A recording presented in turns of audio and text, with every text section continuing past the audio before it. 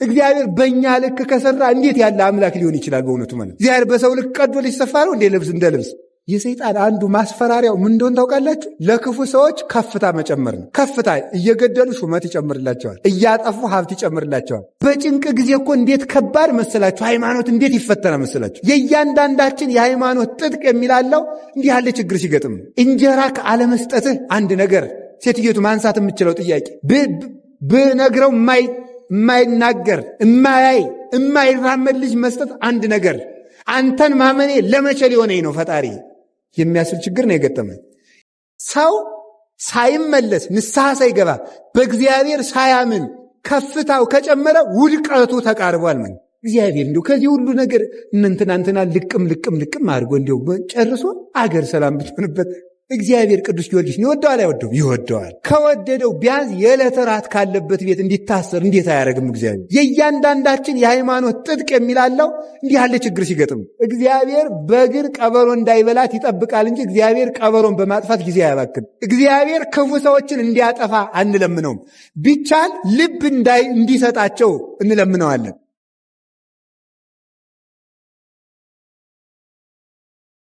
ሁለት ሰዎች ተጋቡ፣ 3 ልጆች ወለዱ። አንደኛው ልጅ አንካሳ ነው። አንደኛው ልጅ ሁለት አይኑ አያይም። አንደኛው ልጅ ደግሞ 2 እግሩ ሽባ ነው እንበል። አንደኛው ልጅ 2 ጆሮዎቹ አይሰማም። እንዲህ ያለ 3 ልጅ ወለዱ።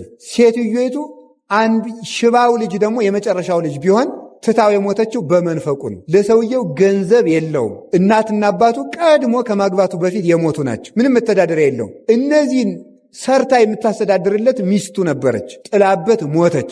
አሁን እግዚአብሔር ትክክል ነው አይደለም? እስኪ መልሱ። ትክክል ነው በሉ። ሲደርስ ነው በጣም የሚከብደው ማለት። እንዴት ነው ይሄ ትክክል የሚሆነው ነው ጥያቄው የሚሆነው። እንዴት ሊሆን ይችላል? ለሚስቱ ቢያንስ እሺ፣ ሰው አሁን ምንድን ነው የምንለው? እግዚአብሔር ስለፈቀደ ነው። እንዴት ነው እግዚአብሔር መልካም ነገርን እኮ ይፈቅዳል። እንዴት ለሰውየው ቢያንስ ሚስቱ ብትቆይለት እግዚአብሔር ደግ አይደል እንዴ ነው የምንለው ማለት ነው። እንዲያን የሚያደርግበት ፈጽሞ ሊመረመር አይቻልም በእውነቱ ማለት። አሁን ለምሳሌ ቅዱስ ጊዮርጊስ ልጇን ያዳነላት ሴት ምንድን ነበረች? ልጇ አይኑ እማያይ ነው፣ ደግሞ ሽባ ነው በእውነቱ ማለት ነው። አንደበቱ ዲዳ ነው። እንዲህ ያለ ልጅ ነው የነበራት። ከዚያ በኋላ ተመልከቱ ምንድን ነው የደረገ? እንዲህ ያለ ልጅ ወልዳ ኖረች። አሁን ሴትዮቱ ደግሞ ደግ ሰው ናት። ሰው ምንድን ነው ሊል የሚችለው? አይ እግዚአብሔር ሴትዮቱ ደግ ጥሩ ክርስቲያን ለዚች አሁን ይሄን ጉድ ልጅ ይስጣት ነው የምንለው ማለት ነው።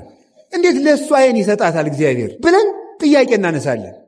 ደግሞ ግዛት ቆይ በጊዜው እግዚአብሔር ያድነዋል ይሄን ልጅ ቢባል ምን ብለን ነው የምንጠይቀው? ደግሞ ዛሬ ቢያድነው ምን ይቸግረዋል እግዚአብሔር? ተመልከቱ እንዴት እንደሆነ ይህን ነገር ላሳያችሁ። አሁን ይሄ ልጅ ቶሎ ቢያድንላት ጥሩ ነው። አሁን ለሴትዮቱ ጥሩ ነው። ኋላ ግን የበለጠ ጥሩ ነው ደግሞ። ከዚያ ምን ሆነ? ቅዱስ ጊዮርጊስን ወስደው ከዚያች ድሃ ቤት አሰሩት አይደለም? ከዚያች ድሃ ቤት ደግሞ ሌላ ጥያቄ አንሱ። እንግዲህ እንዲህ ብለን ማንሳት እንችላለን። እግዚአብሔር ቅዱስ ጊዮርጊስን ይወደዋል አይወደውም? ይወደዋል። ከወደደው ቢያንስ የዕለት ራት ካለበት ቤት እንዲታሰር እንዴት አያደርግም እግዚአብሔር? ይህም ደግሞ ሌላ ጥያቄ እኮ ነው ማለት ነው። ስለ እሱ ብሎ እየተሰቃየ እንግዲህ ነገስታቱ ወስደው ያሰሩት ረሃብ እንዲሞት ብለው ምንም የዕለት እንጀራ ከሌላት ከድሃ ቤት ነው ያሰሩት። ቢያንስ እግዚአብሔር የዕለት እንጀራ ካለው ቤት እንዲታሰር አያደርገው? እኛ ብንሆን በቅዱስ ጊዮርጊስ ቦታ ብላችሁ ማሰብ ነው። የምታሰር አንተን ብዬ የምገረፍ አንተን ብዬ ቢያንስ እንጀራ ያለበት ቤት አታሳስረኝም አትሉ እንላለን እኮ በእውነቱ ማለት። እዚያ ቤት ወስደው አሰሩት። የሁለቱን መልካምነት እግዚአብሔር እንዴት እንዳገጣጠመው ተመልከቱ። ከዚያ በኋላ ምን አደረገ? ታሰር። ሴትዮቱ በጣም ደግ ስለሆነች ጊዮርጊስን ለምኜ ላበላ ብላ እንጀራ ልመና ሄደች። ለምን አለ ከልጇ ዲዳነት በላይ። አሁን እኛ ብኖ ምን እንላለን? ተመልከቱ። ራይ ድረስ ነው። እኛ ወገኖች ሃይማኖት ይጨምርልን እግዚአብሔር። ምን እንደምንለው ጊዮርጊስ ማለት በጊዜው በዚያ ቦታ በልዲያ በሶሪያ ምድር ላይ በአገሩ አንደኛ ወንጀለኛ ሰው ነው። በሞቴ እንግዲህ ልብ ብላችሁ ስሙ። ያንን ወንጀለኛ ሰው እናንተ ቤት አምጥተው ቢያስሩት ምን እንደምትሉት? ሰውዬ ራስህን ቻል፣ እኔን ጨምረህ የወንጀለኛ ወዳጅ ልታስብለኝ ነው ምንበት። በጭንቅ ጊዜ እኮ እንዴት ከባድ መሰላችሁ? ሃይማኖት እንዴት ይፈተና መሰላችሁ? የእያንዳንዳችን የሃይማኖት ጥጥቅ የሚላለው እንዲህ ያለ ችግር ሲገጥም ነው። እንጀራ ከአለመስጠትህ አንድ ነገር፣ ሴትዮቱ ማንሳት የምችለው ጥያቄ ብነግረው የማይናገር የማይራመድ ልጅ መስጠት አንድ ነገር፣ አንተን ማመኔ ለመቼ ሊሆነኝ ነው ፈጣሪ የሚያስብል ችግር ነው የገጠመን። ደግሞ ይህንን ሁሉ ተቀብላ ለምን አልታበላ ከተማ ሄደች። እግዚአብሔር መጨረሻ ላይ መምጣት ያውቅበት የለ። ከዚያ በኋላ ተመልከቱ፣ በቅዱስ ጊዮርጊስ ጸሎት ከምሰሶ ጋር ነው ያሰሩት። የታሰረበት ምሰሶ 15 ክንድ ከቤቷ በላይ ወጣ፣ ለምልሞ ማለት ነው። ቅጠል አውጥቶ ቅርንጫፍ አውጥቶ ቤቴ ነገር ድግ። ከዚያ በኋላ ከቤቷ ደግሞ ሙሉ ጻዕዳ ህብስት በቢሙ ቤቷን ሞላው። ለምና ለጊዮርጊስ ቁራሽ ይዛ ስትመጣ እሱ በነጭ ህብስት ቤቷን ሞልቶላታል ማለት ነው። ረሃቧ ተወገደላት። ከዚያስ ደግሞ ምን አደረገ? የልጇን አንደበት ፈወሰው። ከዚያስ ደግሞ ምን አደረገ? ዓይኑን ፈወሰው። ከዚያ በኋላ ምኑ ቀር? እግሩ ቀር። እግሩስ አለች እሱ ይቆያል። አሁን ጥያቄ ጠይቁ። አትበሳጩም እናንተ? አሁን ለምሳሌ እግዚአብሔር መቼም ቸር ነው፣ ኩራት እንዳልኮራ ስለሚያውቅ ለእኔ አሁን የፈውስ ሀብት ቢሰጠኝ ኖሮ ነው የለኝም አደራችሁ እና ቢሰጠኝ የተወሰነ 1-4 ህመም ኑሮባችሁ 3ቱን አድኘ ይህም በሌላ ቀን ብላችሁ ምን አየቤተ ክህነት ሰው ይኸው ደግሞ ለሌላ ቀን እኮ እንደው በቃ ደጅ ሊያጸናኝ እኮ ነው ስገድልኝ እኮ ነው ሁሉ ነገር ነው ምንለው አይደለም። እሱን ሌላ ቀን አለ። ለምን ነው ተመልከቱ። ከዚያ በኋላ በዚያች ድሃ ምስክርነት ብዙ ሰው አመነ። በዛፉ መለምለም ብዙ ክርስቲያን አፈራ። አንድ ስንዴ ብዙ ፍሬ እንደምታፈራ ብዙ ሰው አፈራችበት። መጨረሻ ላይ የቅዱስ ጊዮርጊስ ሩጫ ሊፈጸም ሲል ምን አደረገ? እንደ እባብ ልባሞች እንደ ርግብ የዋሆች ነው አላለም እንዴ? ከዛ ቅዱስ ጊዮርጊስ ሩጫውን የሚጨርስበት አክሊል የሚቀበልበት ጊዜ ሲደርስ ለንጉሱ ሄደና እስከ ዛሬ ተሸውጄ ተታልዬ ኑሮ አለ። ምን ነው ገባኝ። አሁን እንግዲህ ለአጵሎን ልሰግድ ነው አለ። ልሰግድ ነው ና በል ራስህን ልሳም አለ።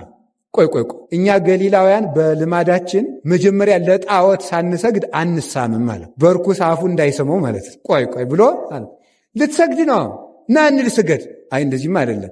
በጥቂት ሰው አይደለም የሚደረገው። ጠቅላላውን በሙሉ የገሊላን ሰው በሙሉ ጊዮርጊስ ለአጵሎን ሊሰግድ ነው እያልክ አዋጅ ነገር አለ።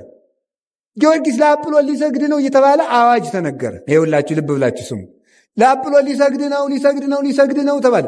በቃ እንዲህ አድርገህ ልትሰግድ ከሆነማ አለው እሾመሃል መንግሥቴ እኩል ይሰጠን። እንዲያውም እኔ አዋጅ አስነግሬ እስከምመጣ አንተ ከንግሥቲቱ ጋር ተጫወት ብሎ ንጉሱ ከሚስቱ ጋር አስቀመጡ። እሱ ቆመና ዳዊቱን ይደግማል። የአሕዛብ አማልክት አጋንንት ናቸው፣ ዓይን አላቸው አያዩም፣ ጆሮ አላቸው አይሰሙም፣ እግር አላቸው አይራመዱም እያለ ይዘምራል። ንግሥቲቱ ሰማን ማንን ነው እንደዚህ የምትለው አለች። ጣዖታቱን ነው አለች። አሕዛብ ለምን አጉረመረሙ? እነማን ናቸው የሚያጉረመርሙ አለ። ነገሥታቱ ናቸው አለ። እዚህ በኋላ ልቧ ተሰበረና እኔም ክርስቲያን መሆን እፈልጋለሁ አለች። ይሄ ነዋ ክርስቲያን። ንግሥቲቱን ራሷን ክርስቲያን አደረገ። ከዚያ በኋላ ክርስቲያን ሆነች። ተመልከቱ። ጊዮርጊስ በል እንግዲህ ና ስገድ፣ ሰው ተሰብስቦላል ተብሎ የአገሩ ሰው በሙሉ ግማሹ ጣዖት የሚያመልከው ተመስገን ልናርፈው ነው እያለ፣ ክርስቲያኖች ደግሞ ወይናችን መምህራችን ያን የመሰለ አብነታችን ሊክድ፣ ያቺ ሴት ደግሞ እንጀራዬ እያለች የልጅ መድኃኒት እያለ ልጇን ሽኮኮ ብላ መጣች። ሽባ ልጇን ማለት ነው። ሰው ከተሰበሰበበት ልጁ ያ ሽባ ልጅ አያችሁ፣ ሁልጊዜው ሁሉም ነገር በጊዜው መልካም ነው። ከእናቱ ትከሻ ላይ ሆኖ መጣ። አንተ ሕፃን በጌታዬ በኢየሱስ ክርስቶስ ስም በእግርህ ና አለ። ከዚያ በኋላ ከእናቱ ትከሻ ወርዶ ያ ልጅ መጣ። ሂድና አጵሎንን ጊዮርጊስ ይጠራል በለዋል። ከዚያ በኋላ ሄደና አጵሎን ጊዮርጊስ ይሰጣል አለ። ይሄ ልጅ እየመራ አጵሎንን እያስከተለ እያንቀጠቀጠ ይዞት መጣ ማለት። ከሕዝቡ መካከል አቁሞ ለምን ነው አንተ እንደዚህ ፍጥረትን የምታስት? እኔ ሰዎች ነው የሰገዱልኝ። እኔ በማክሰኞ የተፈጠርኩ እንጨት ነኝ፣ የማውቀው ነገር የለኝም፣ ስገዱልኝ አላልኩም ብሎ እንጨቱን አስመስክሮ አንተም ያደረብህም ሰይጣን መሬት ተከፍታ ተዋጣችሁ ብሎ ከመሬት አሰጥሞ ሃይማኖቱን ገለጠ። ያ ልጅም ምን ተባለ? የቅዱስ ጊዮርጊስ ረዳት ሆነ ማለት ነው። ሐዋርያ ሰማዕት ሆነ። በጊዜው ሲመጣ አንደኛ ተመልኩ ሰራዊት ሁሉ ምን አሉ? ሽባ የነበረው ልጅ በእግሩ መምጣት። አጵሎንስ እንዴት ያለ ደካማ አምላክ ነው! አያ ሕፃን ልጅ ዶ የሚያመጣው። ለእሱ አንሰግድም እንግዲህ ለጊዮርጊስ አምላክ ነው የምንሰግድ።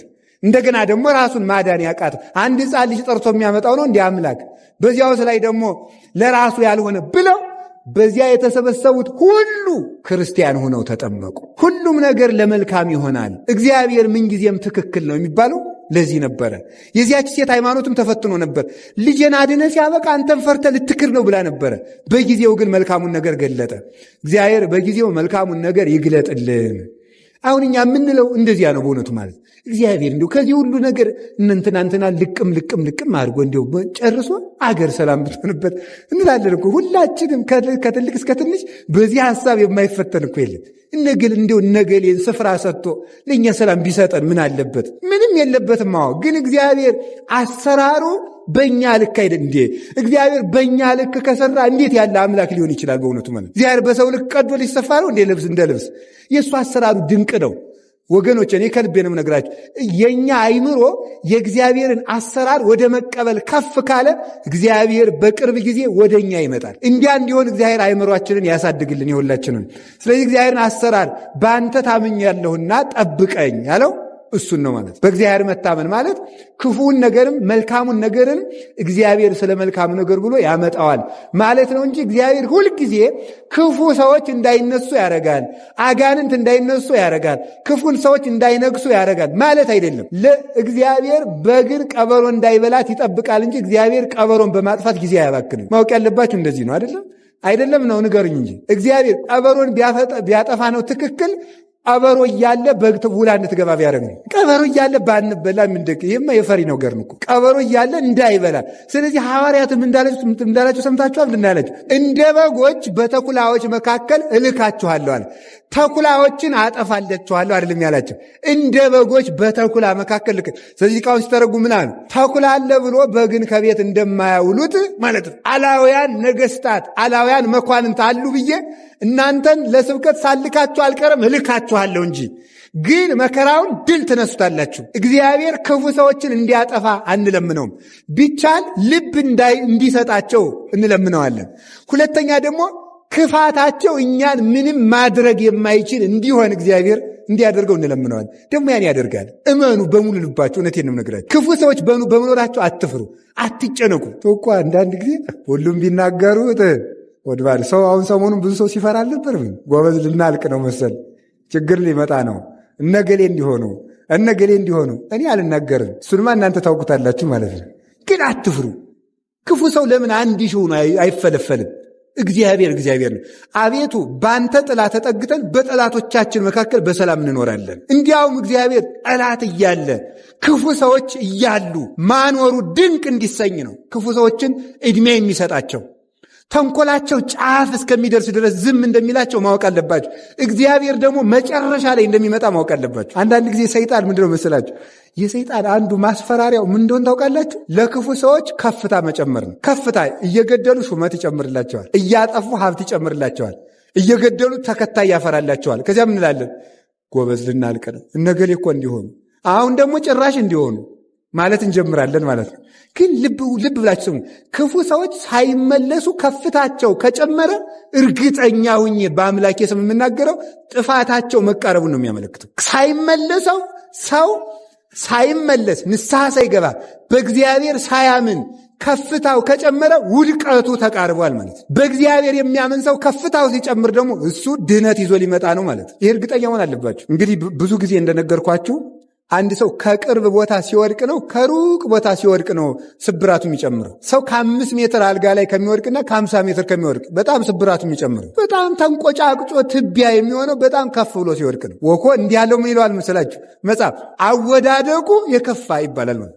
ከከፍታ የወደቀ በጣም አስቸጋሪ ነው። ከፍ ብሎ የወደቀ ሰው አይጠገንም እያልኳችሁ፣ ሰባራው ማይጠገን ላይጠገን የሚሰበር ሰው ነው የሚሆነው። ስለዚህ በክፉ ሰዎች መጨመር፣ በክፋት መብዛት አትሸበሩ። እግዚአብሔርን በአንተ ታምኛለሁና ጠብቀኝ ያለው ቅዱስ ዳዊት ከዚህ የተነሳ ነው። ስለዚህ እግዚአብሔር ክፉዎችን ስላላጠፋ እየጠበቀን አይደለም እንዳይመስላችሁ። እግዚአብሔር የሃይማኖት ብርታት ይጨምርልን። እንደዚህ ብሎ ማሰብ እንዲህ ብለን ስናስብ እግዚአብሔር ደግሞ ይላል። እግዚአብሔር ይውላችሁ ሲጠረጥሩት አይወድም። እግዚአብሔር በምድር ላይ የሚጠላው ነገር ቢኖር ሲጠረጥሩት። እንኳን እግዚአብሔር ሰው ሲጠረጥሩት ይወዳል። እስኪ ነገሩኝ። ለምሳሌ እኮ ሰው ዝም ብድግ ብላችሁ እዚህ ላይ የተቀመጠውን ዕቃ ማን የወሰደው ካላችሁ ምን ማለት ነው? ማንን ለመጠርጠር ነው ብሎ ሰው ይናደዳል ማለት ነው። ይሄ ምንድነው? እግዚአብሔር መስለን ስለተፈጠር ሲያምኑን ነው እንጂ ሲጠረጥሩን አንወድም ሁላችንም። እግዚአብሔር ታማኝ ስለሆነ ሲያምኑት ደስ ይለዋል። ግን እንዲህ አረግ እግዚአብሔር ጥሎናል መሰል፣ እግዚአብሔር ረድኤቱን አርቋል መሰል፣ ልንጠፋ ነው መሰል ሲሉት ግን እግዚአብሔር አይወድም በእውነቱ ማለት ነው። በእግዚአብሔር መታመን ማለት እሱ ነው።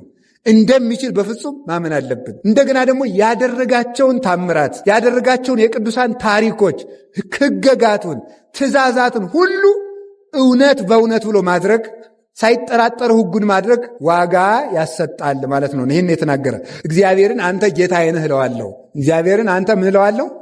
ጌታዬ ነህ እለዋለሁ። ይሄ ስለ ኢየሱስ ክርስቶስ የሐዲስ ኪዳን ትንቢት የተነገረ ነው። ጌታዬ ነህ እልሃለሁ ያለው ለምንድን ነው? ቅዱስ ዳዊት ተመልከቱ። እግዚአብሔርን አንተ ጌታዬ ነህ እለዋለሁ ማን ሊለው ኖሯል? እግዚአብሔርን። ይሄ ስለ ክርስቶስ የተነገረ ነው። እግዚአብሔር ሰው ከመሆኑ አስቀድሞ ጌታ ቢባል ድንቅ አይደለም? ክርስቶስን ግን ጌታዬ ነህ ብለዋለሁ ያለ ለምንድን ነው ስትሉ በክርስቶስ ላይ የደረሱት ነገሮች ሁሉ ክርስቶስ አምላክ ያልሆነ የሚያስመስሉ ናቸው። ምሳሌ ክርስቶስ ርቦታል አይደል? ስለዚህ ምን የሚል ጥያቄ ሊነሳ ይችላል? አምላክ ይራባል ወይ? ክርስቶስ አንቀላፍቷል። አምላክ ያንቀላፋል ወይ? ክርስቶስ ይሄ ምንድን ነው ብሎ ጠይቋል። አምላክ አያውቅም ወይ ተብሎ ይጠየቃል ማለት ነው። ደክሟል። አምላክ ይደክማል ወይ? አምላክ ይታሰራል ወይ? አምላክ ይበላል ይጠጣል ወይ? አምላክ ደም ይፈሰዋል ወይ? አምላክ ይሞታል ወይ? አምላክ ይያዛል ወይ? አምላክ ይቀበራል ወይ? በመቃብር ይለካል ወይ? እንዲህ የሚል ጥያቄ ያነሳል። ቅዱስ ዳዊት ግን እነዚህ ሁሉ ነገሮች ቢደረጉም ክርስቶስን እኔ ፈጣሪ መሆኑን እረዳለሁ ነው። ክርስቶስ ፈጣሪ መሆኑን። ስለዚህ ጌታ ምን አለ? ማቴዎስ ወንጌል ምዕራፍ 11 ላይ ተመልከቱ። በእኔ የማይሰናከል ሰው ብፁዕ ነው ይላል። እንዴት ነው የማይሰናከል? እንደዚህ ቅድም ያልኳቸውን ነገሮች አይቶ ፍጡር ቢሆን ነው እንጂ ፈጣሪ ቢሆን መቼ እንደዚህ ይሆን ነበረ? ለፈጣሪ እንደዚህ ነገር አይገባውም ብሎ በሰራዋቸው የድካም ስራዎች ተሰናክሎ አምላክነቴን ያልተጠራጠረኝ ሰው እርሱ ብፁዕ ነው። ከነዚህ ጎን ለጎን የምንመለከታቸው ነገሮች አሉ። ለአፍታ ያህል ልከልስላችሁ። ሲራብ ስናየው ተመልከቱ። ቅዱስ ኢሬኔዎስ ሃይማኖተ አበው ምዕራፍ 7 ላይ መጻሕፍት ክርስቶስ አምላክ ሰው መሆኑን እንደሚነግሩን አምላክ መሆኑን ይነግሩናል ይላል። ይህን ቃል ሁላችሁም በሕይወታችሁ ዘመን እንድትይዙ ትፈልጋለሁ። ሁላችሁም በቃላችሁ ነው እንድትይዟት የምፈልገው። መጻሕፍት በሉ ክርስቶስ ሰው መሆኑን እንደሚነግሩን አምላክ መሆኑን ይነግሩናል። በቃ ማምላክን ይቺ ከገባቻችሁ ሃይማኖታችሁን አጥርታችሁ ያዛችሁ ማለት ነው። ማንኛውም ከኦርቶዶክስ ሃይማኖት ውጭ የሆነ ሰው እንዴት አምላክ ይደክማል፣ እንዴት አምላክ ይራባል ሲሏችሁ መልሳችሁ ምንድን ነው? መጻሕፍት ሰው መሆኑን እንደሚነግሩን አምላክ መሆኑን ይነግሩናል። አንተ ክርስቶስ ተራበ ብለህ የሚለውን ነው የምታነብልኝ። እኔ ደግሞ ክርስቶስ ምን አረገ ብዬ እነግርሃለሁ። ተራበ ብሎ ሲነግራችሁ አምላክ የሆነ መጻሕፍት ተራበ ብለው ይነግሩናል አይነግሩንም? የተራበ ተቀራኒ ምን ይነግሩናል? 5000 ሰው አጠገበ ብለው ይነግሩናል። ከዛስ ደግሞ ምን ብለው ይነግሩናል? የሕይወት እንጀራ ነው ብለው ይነግሩናል። እሺ መጻሕፍት ክርስቶስ ታመመ ብለው ይነግሩናል። ምን ብለው ይነግሩናል? ፈወሰ ብለው ይነግሩናል። የ38 ዓመት ደዌ ተኝቶ የነበረ ሰው አልጋውን ተሸክሞ እንዴት ሲያደርግ ይነግረናል። ክርስቶስ አልዓዛርን የት ጠየቃችሁት ብሎ ጠየቀ ብለው ይነግሩናል። ክርስቶስ አልዓዛር እንደሞተ አስቀድሞ ተናግሯል። እዛው ዮሐንስ ወንጌል ምዕራፍ 2 ላይ ምን ይላል መሰላችሁ? ያ ወንጌላዊ እኮ ነው የነገረን። አልዓዛርን የት ቀበራችሁት ብሎ ጠየቀ ብሎ የነገረን ዮሐንስ አስቀድሞ ምዕራፍ 2 ላይ ምዕራፍ 11 ላይ ክርስቶስም ኢየሱስም አልዓዛርን የት ቀበራችሁት ብሎ ጠየቀ ብሎ የነገረን ዮሐንስ ምዕራፍ 2 ላይ አስቀድሞ ምን ብሎ ይነግረናል መሰላችሁ? የሰውን ፈቃዱን ሊነግሩት አይፈልግም፣ እሱ ራሱ ሰውን ያውቃልና ይል። እሱ ራሱ ሰውን ያውቀዋልና ዮሐንስ ወንጌል ምዕራፍ 2 ላይ ማለት ነው። ስለዚህ ተመልከቱ፣ እንደ ጠየቀ እንደሚነግሩን ሳይጠይቁት እንደሚያውቅ ይነግሩናል መጻሕፍት። ምንድን ነው ይሄ ብሎ እንደሚያውቅ ምን እያላችሁ ነው ብሎ እንደሚጠይቁሉ ዮሐንስ 6 ላይ ኢየሱስም አይሁድ እንዳንጎራጎሩ እንዳጉረመረሙ አወቀባቸው ይላል። የልባቸውን ይመረምራል። መጻሕፍት በመርከብ ላይ ተኛ ብለው እንደሚነግሩን ምን ብለው ይነግሩናል? ደግሞ ነፋሳትን ገስጽ ብለው ይነግሩናል። መጻሕፍት ሞተ ብለው እንደሚነግሩን ምን ብለው ይነግሩናል?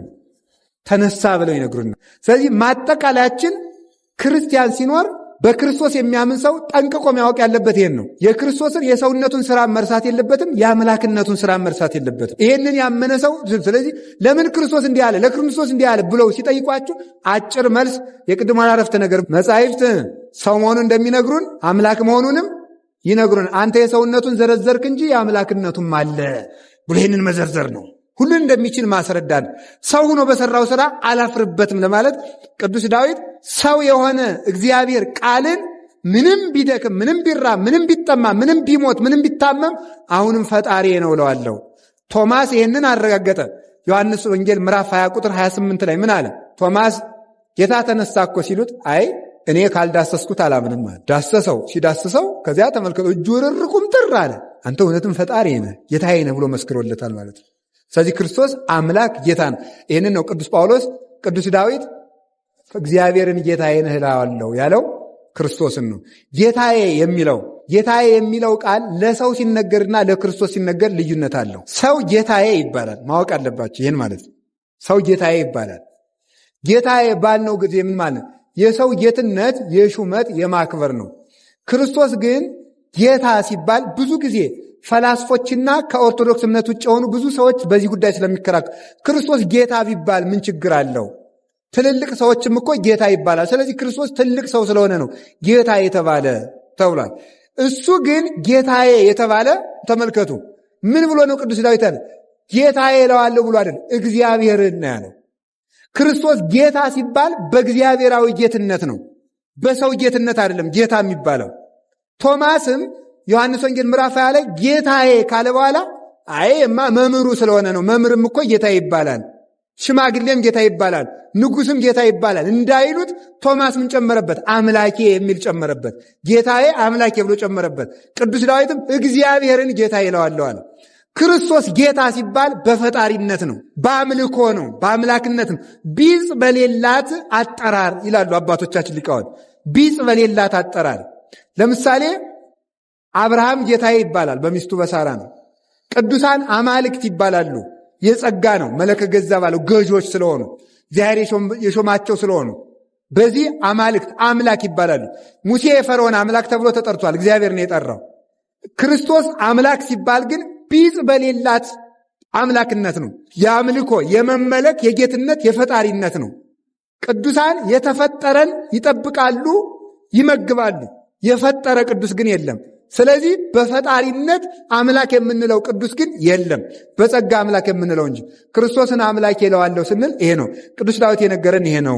ዮሐንስ ወንጌል ምዕራፍ 20 እና መዝሙር 16 ላይ የተነገረችው 15 ላይ የተነገረችው እግዚአብሔርን ጌታዬ እለዋለሁ ያለው ይሄንን ነው ማለት ነው።